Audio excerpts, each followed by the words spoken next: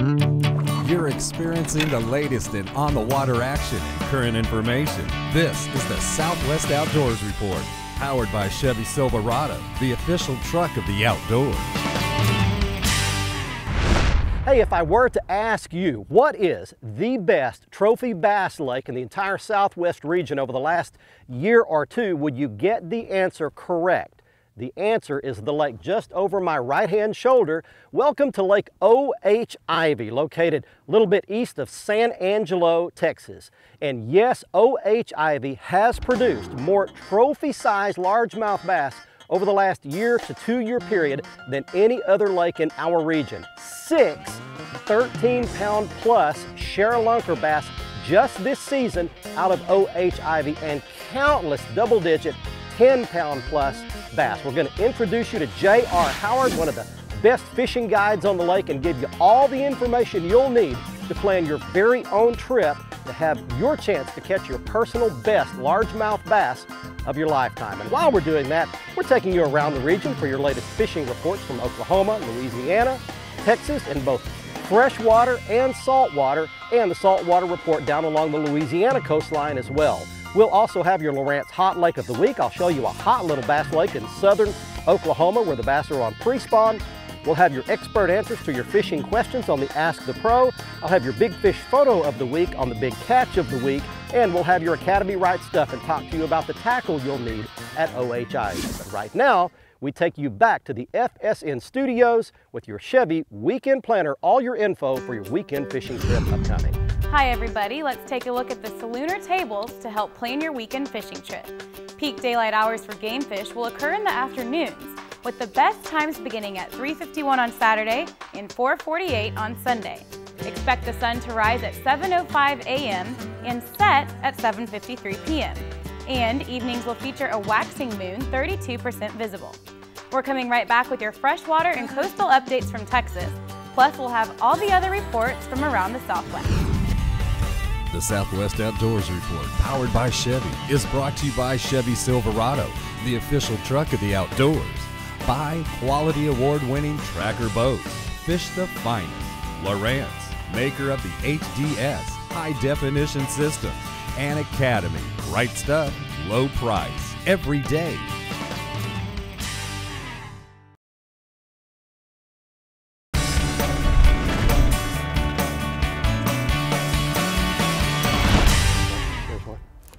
Got him.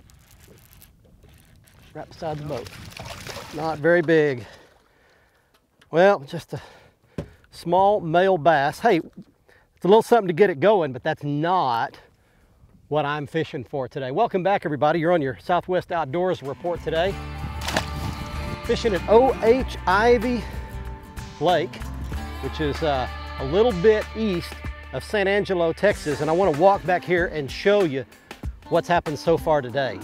If you want to just come to this lake and have some action, catch some fish, we got here this morning pretty early, and those are the little male bass, the pre-spawners that are up here getting ready to make nests, and they're fairly easy to catch. You can catch them on a soft plastic jerkbait, you can catch them on a small crankbait, you can catch them on a lipless rattlebait. I think there's one more in here somewhere. I saved a few of these just to show you. If you just want action, you fish up shallow, fish a bait that's got a lot of action, like a jerkbait or something like that, and you can catch those kind of fish if you'd like, and if that satisfies you, and if you just want some good action, you can do that. But if you want to catch these big largemouths, these big females that are moving up here and getting ready to spawn, you've got to use completely different tactics, and I'll tell you what those are coming up here in just a couple of minutes. All right, right now though, let's get your fishing report started off from the rest of the state of Texas. Here's your freshwater report with Brian Hughes, the Lone Star Lake. Hi everybody, and welcome to this week's Lone Star Lakes, brought to you by realrecovery.org.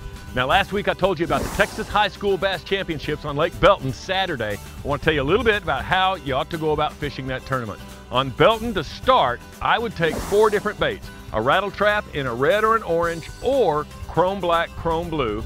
I would also have a spinnerbait in white chartreuse, I would have a hard jerkbait suspending model in either Fire Tiger or Orange Black, and finally a soft jerkbait like a Cinco in a Watermelon Red Flake or a Bubblegum. I'm going to fish those up in about 4 feet of water or less and try to catch a limit of active bass.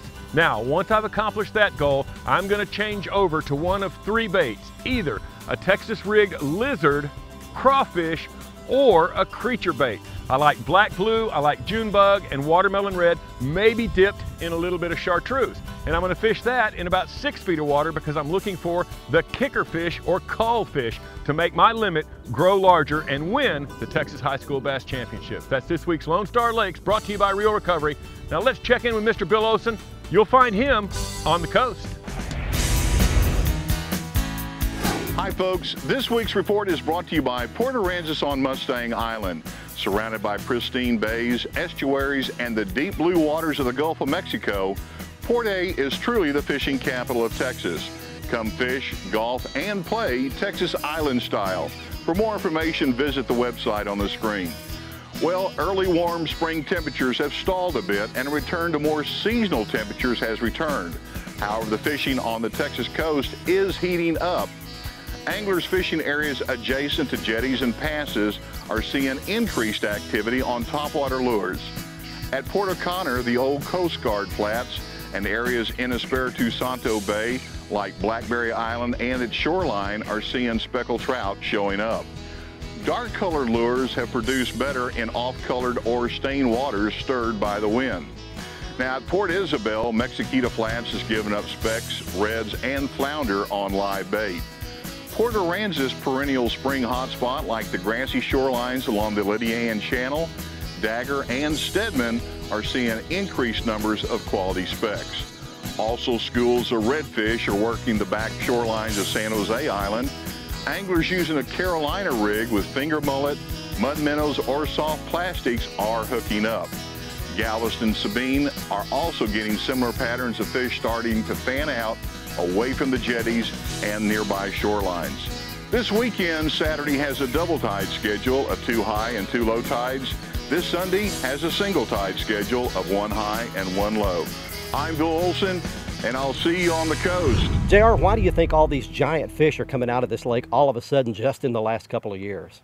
Well, right now we've got a lot of that age class fish. We had some great spawns in the early 2000s, and there's just a lot of fish in that age class, and a lot of those fish are weighing, you know, anywhere 8, 9 up to 13, 14 pounds. So there's just a lot of fish in that range right now. And in an average day's fishing, do most of your clients have at least a chance at catching one of those good fish? Yes, sir. We, you know, I try to stay in areas that big fish are going to be in, and you know, we're catching, you know, usually 3 or 4 double-digit fish a week at least, something like that.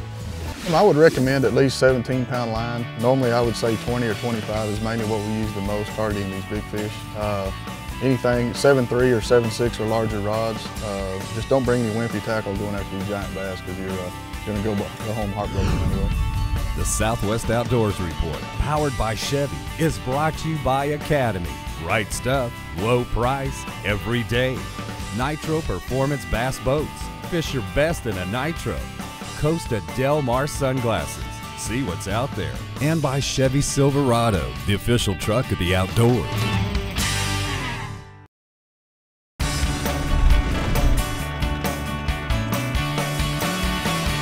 Hey, welcome back everybody. You're on your Southwest Outdoors Report today. We are on OHIV Lake in West Texas, out near San Angelo. We've taken on a freeloader here, and he has stuck a good fish, and he's actually been fighting it for a while. He's coming up. Here he is, right here. It's a big one. I'm gonna get the net. He's probably not quite as big as I thought, but he's still a really good fish. Yeah, bring her right here. Well, she's not quite ready.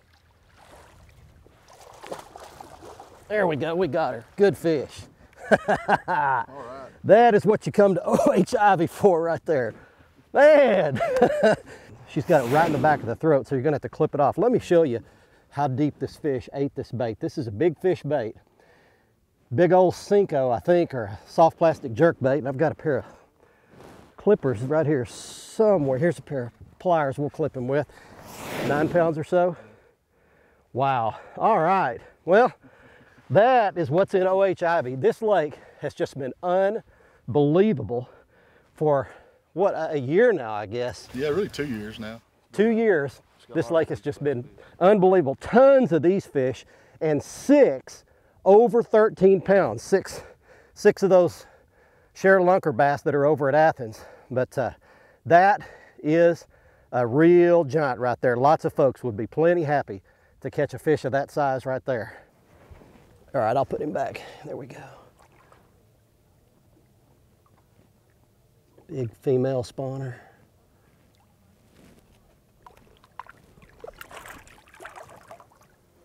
Here you go, baby.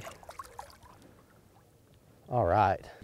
You can't do any better than J.R. Howard. Look him up, give him a call. And if you're coming here, by the way, let's go ahead and give you a little accommodation and restaurant information. Elm Creek Village, Jerry Hunter's place. It's where we're staying. Fantastic accommodations, great food at the restaurant, gasoline for your truck and boat. They got a website you can look up and get all the information you need. So book Elm Creek Village and J.R. Howard, and you cannot go wrong. A great chance to catch a giant like that at OHIV. And JR is going to go pick up his clients and head on out. We just had him for a little bit here, but thanks a bunch. Yes, thanks for performing on demand for us. You are something else, dude, I tell you. We've been fishing for a couple of hours out here and caught a few little dinks, but finally got that good one. Okay, now it's time for us to go to Oklahoma, check on the fishing report from there, see what the cold fronts have done. Here's Gary Dollahan with your Sooner Beat. Okay, you Oklahoma crappie fishermen, we waited a long time for this time of year, so you better be getting out there. Good reports for crappie coming in from a lot of places across the state now. If you look down in the southeast, you've got Broken Bow showing good reports, Pine Creek showing excellent crappie fishing right now, extremely shallow. As you come up the state, you're going to find the same thing regardless of where you go. The fish are trying to come to the banks. Look in those areas that have the very backs of a creek or close to a spawning cove. And also still at this earliest point, look for areas that have some protection from a north breeze. Hudson Lake, Grand Lake, Fort Gibson, starting to get some good reports from all those for crappie. Hula, Copan, Caw, and even Canton Lake all starting to heat up, and I had a good report earlier this week from Skytook Lake. So the crappie are starting to bite in a lot of different places. What you might do starting out is again start extremely shallow, going to the bank first. You might have a jig about 12, 15 inches below a cork to start with. Use that around the cover. You don't put that as close or in the middle of that cover as you can, or use a long pole and gently lower that jig down into the thickest part of that cover, controlling your depth as you lower it. Once you find where those fish are, you can duplicate that in many areas and many different places. Our water levels across the state remain normal or below normal, so be extremely careful if you're getting onto a body of water for the first time. One thing about it, you can't catch them if you don't go. Hey, we're starting to get some spawning activity in the southern parts of Oklahoma, finally. And when that happens, one of my favorite bass fishing lakes in the southern part of the state is McGee Creek Lake, a little bit east of Atoka, Oklahoma. So let's show you a little information about it now on the Lowrance HDS10. And as you can see, it's located down State Highway 3 east of Atoka. Now we zoom in and switch to the Navionics Hot Maps Platinum chart for all the detail. We show you that the dam is on the south end of the lake. There are two major creek arms, the Potato Creek arm on the west, the McGee Creek arm up the middle.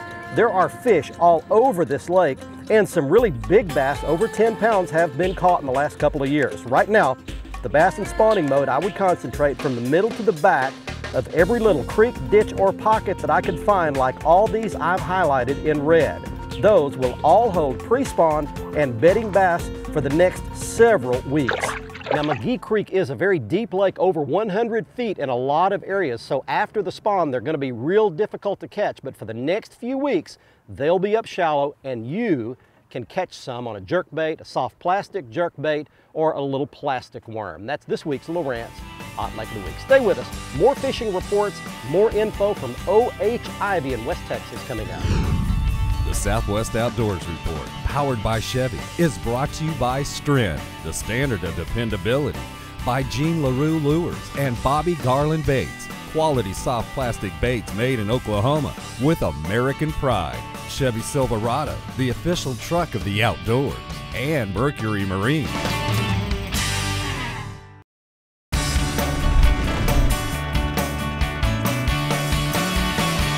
Welcome back, everybody, to OHIV Reservoir, located just east of San Angelo, Texas. Great big bass lake, one of the hottest big bass lakes anywhere in our region. Now, the bass are still on pre-spawn as we speak. They're not actually on beds yet. We've had a couple of cold fronts that have come and knocked 5 degrees off the surface temperatures here. So if you're coming here, you can stay back off that shallow water, throw up along the edges of the drop-offs, and have a great chance to catch one of these big fish. I did want to show you a couple of quick shots, some photographs of some of these big share-lunker bass that have come out of OHIV just this season. And the season ends on April 30th, so there's still a chance that more could be caught. But all the way back through December, January, and February, there were some giant 13-pound plus fish caught in this lake, and you're looking at a couple of still photos of those. So come here with your big heavy tackle. You never know when the next cast could be the fish of your lifetime. Right now, let's go east to Louisiana. Here's Cajun Phil and Kevin with your Louisiana fishing report for this week. Hey friends, this is old Cajun Phil with your Fox Outdoor Report. I tell you what, the wind has been blowing so bad the last few days I hadn't been able to get out on the water, but I have been making a lot of phone calls. Right now, I would not suggest coming down doing any saltwater fishing. Everybody we talk to, from Cameron all the way down to Homer, Louisiana, it doesn't matter where that wind has got all the water muddy. It's also extremely low. So there's no water. The water they do have is muddy. So saltwater fishing right now is out. But we called a couple of our friends over on Falls River. They tell me, hey, Cajun, we catching some fish around the piers right now. Throw crankbaits and spinnerbaits. You do pretty good. They are catching a few stripers. They're throwing rattle traps for the stripers. Over on Lake Caney, talked to a couple of friends there. They were going early morning, pitching plastic worms in about 8 foot of water, so the grass is just starting to come up here in Caney, and they're starting to catch some pretty good fish. They had a couple over 7 this week, and they were catching them on the purple with the pink tail and doing really good. So right now, bass fishing is pretty good, but let's wait a little bit on the salt water. Hopefully next week I can get back out on the water and give you a real good report from the water. So if it comes up a little bit, if that wind slows down, you know it's going to be on. Till then, this is Cajun Phil saying happy fishing, and may God bless. We'll see you folks next week. So JR, how many big fish, say over 10 pounds, have actually come into your boat, either by you or your customers this season? You know, we're up in that 40 to 50 range. You know, we're averaging anywhere from 3 to 5 a week, seems like here the last couple of months. And what do people do when they catch a big fish like that? Are they overjoyed? Oh yeah, they're super excited. You know, they have a great time. You know, most of those guys try to really horse them in, but once we really play those fish in and get them in the boat, it's a lot of fun. So, you know, on fishing, I would really go to my website, send me a contact on there. I don't mind helping people that are coming to the lake with some first-time information to get them started, and kind of help them with some lake navigation and stuff like that with the lake so low. So, is it dangerous out there? It's definitely, you know, it's definitely a lot lower than what your GPS is going to show. You really need to keep your eyes and ears open and really follow the channels, and stay away from cutting across these points and stuff, because a lot of this is going to show on some of these GPS units as water is going to be land. The Southwest Outdoors Report, powered by Chevy, is brought to you by Abu Garcia for life, by Navionics. Enjoy Navionics anytime, anywhere. By Whataburger, just like you like it. And by Motor Guide Trolling Motors.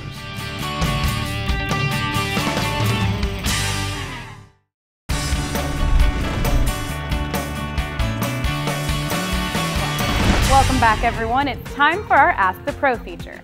Our question this week is from Fred in Texas, who writes, when swimming a jig through cover, is it better to swim it fast for a reaction bite or use a slower, erratic retrieve? For the answer, let's ask the 2000 Bassmaster Classic champion, Blue Dave. You know, both retrieves work well, but usually only one of them works at the particular time, so you have to vary your retrieve. I usually like to start out with about a medium speed, erratically jerking it and working it through the grass. But if that doesn't work, sometimes I just throw it out and constantly wind it with just no action at all, and that works. So let the bass tell you what he wants, but try them all. If you have a question for one of the pros, just visit our website at southwestoutdoorsreport.com, click on the Ask the Pro link, and send us your information. Now let's get you back to Barry for our Whataburger Big Catch of the Week. Time right now for this week's Big Catch of the Week. Our congratulations this week goes to Brian Klima, San Antonio, Texas. He caught a 10-pound, 3-ounce largemouth bass from Lake Falcon, and not only was it his personal best, it's his first double-digit bass in over 20 years of bass fishing around our region. Hey, if you'd like to enter your big fish photo in our contest, go to our website at southwestoutdoorsreport.com. Top right-hand corner of the front page is everything you'll need. And it's time right now for the Academy Right Stuff section. And as we mentioned, if you're coming to this lake, you need to bring big, heavy tackle for these big brute bass. You'll need a 7.5-foot medium heavy or heavy action flipping rod, a big reel like that Revo Toro reel that I was using today, and also JR uses Revos as well here every day of his life. You'll need big line, string, brute strength, at least 20-pound test line. Don't come with light line to this lake. And your best baits right through the spawn would be a big soft plastic jerk bait in a big 7-inch size. And you can also catch some on a big lipless rattle bait. Well, once again, our thanks to Jerry Hunter at Elm Creek Village for all his hospitality, great food, great accommodations.